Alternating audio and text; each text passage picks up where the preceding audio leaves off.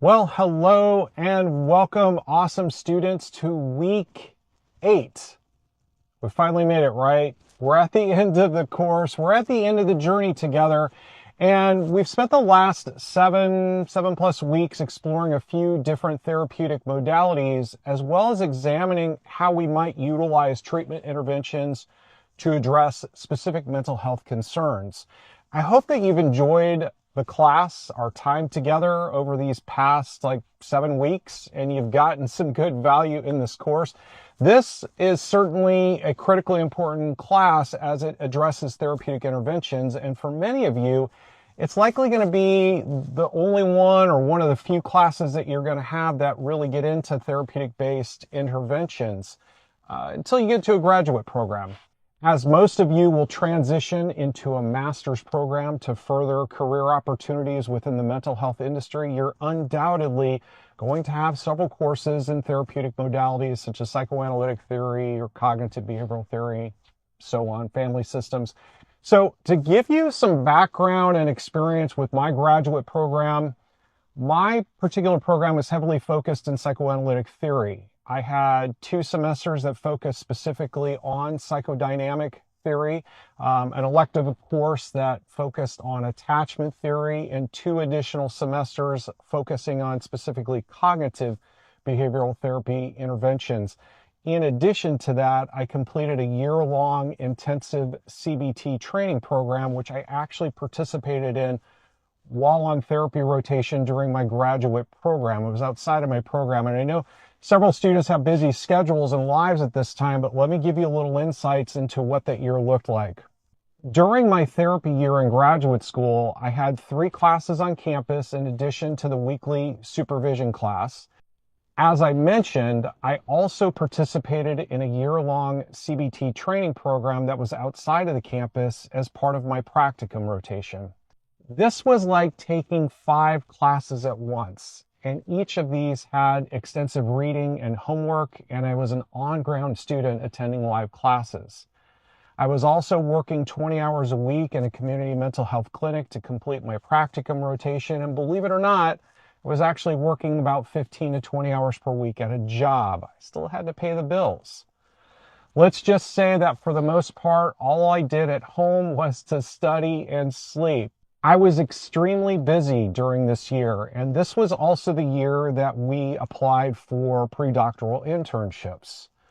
I share this with you as the demands of graduate school are far more intensive than in an undergraduate program, and it'll be increasingly important that you work aggressively and efficiently. Unfortunately, you're going to have to learn how to say no often as you work toward completing your educational goals.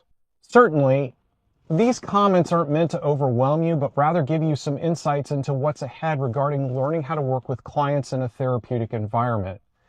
I have spent thousands of hours attending classes, reading materials, and working with supervisors to develop my skill set as a therapist. Much of this time was spent in the library doing research and writing many papers along the way. As part of my doctoral program, I completed over 2,000 hours of practicum training on site in a mental health program. Moving forward, your experience is certainly going to vary, and much of this is going to be determined by the choices you make in terms of career focus. Many master's programs will focus on family systems and generalized interventions that will support students as mental health counselors. Some students may elect to work toward a clinical-based program, which will give them more flexibility as well as other skills, such as psychological assessments. Some students may look toward careers in social work, where in addition to learning how to be a therapist, those students will also focus on case management to address issues that impact clients on a much broader, more comprehensive scale.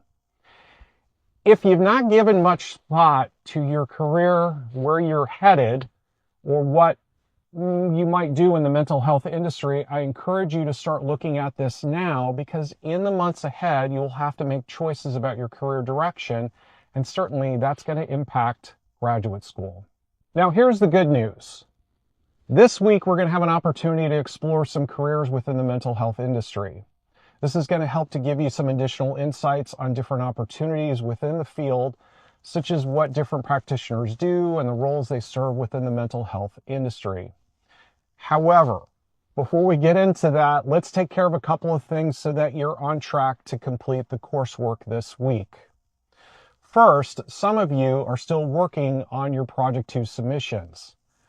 Please complete these as soon as possible. It must be submitted by the end of class this week on Sunday.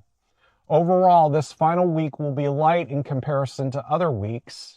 If you've been keeping up with your readings and working aggressively throughout the course, this week is going to be a breeze and you will be done well before Sunday. As we wrap up the week, please keep in mind that the minute you click submit on your final assignments, you will be complete with the course and essentially be on a break before your next classes start 1 week from today. I encourage you to complete your coursework as soon as possible so that you can unplug and take some time off before you start your next course. As most of you know, your next classes should already be loaded into your Brightspace account and you can log in to see what's coming up for the next term. It's a good idea to take a break, unplug, and practice some self-care, but I also encourage you to keep an eye on what's ahead so you can be well prepared for the next term.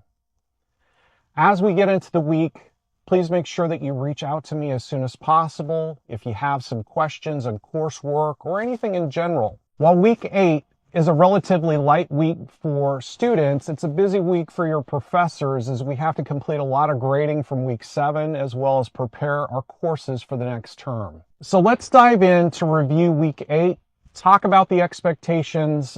There's no discussion post this week. Yay!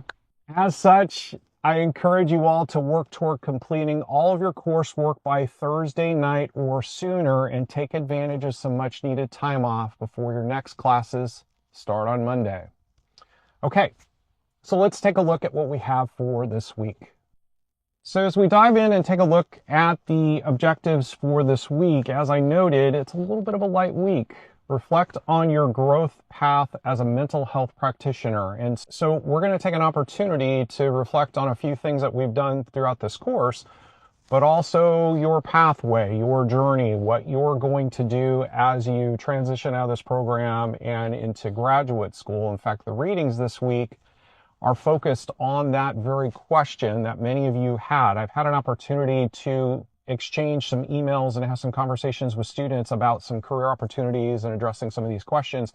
Many questions that you have are going to be addressed in some of the readings this week. So I strongly encourage you to do these readings. It's helping you, gang. This is not preparation work you're necessarily doing to get through this class or complete an assignment this week, but it's to help you decide what your career path is going to be.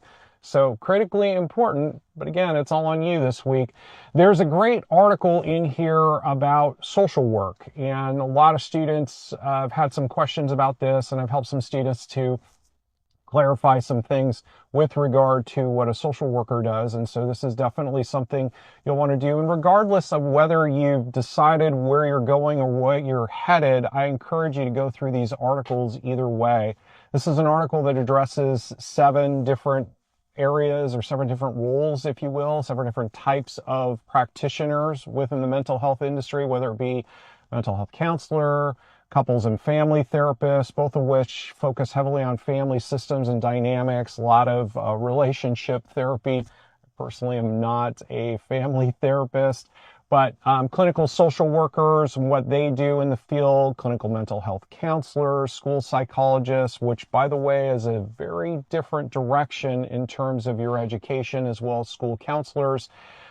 Psychiatric mental health nurse practitioners is another thing to consider as you look at graduate school opportunities and what your next step might be. So again, take some time to go through some of these articles, as I think it's going to help to address some questions regarding what you want to do in terms of career, and that's going to hopefully lead you to a path of here's where I want to do my graduate work. For assignments this week, again, fairly light. There's a journal submission this week that's going to challenge you to take a look at some of the therapeutic modalities. Choose the one that made the most sense for you and address some of these questions in a paragraph format. So write a paper, gang. This is going to be an easy one. 2 to 3 pages, double spaced. Practice practice your APA formatting skills, because this is only to your advantage to become proficient on developing APA formatted documents and address these questions. I would say for the most part, this might not be something you're going to have a lot of research on or citations, but be in the habit of dragging or bringing in research to help you address questions where possible. So as you talk about things such as pathology or interventions, be very appropriate for you to pull up some of the information that you've gleaned out of some of the research that you've done in the last couple of weeks. We also have an e-portfolio assignment this week where you're going to be taking a couple of your submissions and adding this to your e-portfolio. I don't spend a whole lot of time giving feedback or putting a lot of energy into this for the students, because honestly, this is for your career benefit. This is something that if you develop this as you progress through your program, you're going to have a complete usable solution for you when you're applying to graduate school, when you're out applying for career opportunities later. So again, it's to your advantage to keep this updated and current as you work through your program. This is something we do take a look at as students get in that last couple of classes. We are going to take a look at that and give more feedback then. And I can tell you from experience that a lot of students get to that last class and spend an entire week developing their e-portfolio when they could have taken about 5 or 10 minutes in each class. The last thing is really a non-graded, just a really thought piece. But again, I encourage you to spend a little bit of time exploring the resources, finding what your passion might be in terms of working with people, start to develop and build your resume, which, by the way, you're doing largely with an e-portfolio. Look at some things on LinkedIn and some other places that you might want to explore, connect with, so that you can have some resources available for you. It's never too early to start planning where you're going to go for graduate school, and certainly where you're going to go for your career. And that's really it. A pretty light week as promised. And again, if you've been working aggressively throughout the course, keeping up with your readings, you're going to find this week to be quite easy for you to get through compared to some of the other submissions that we've done.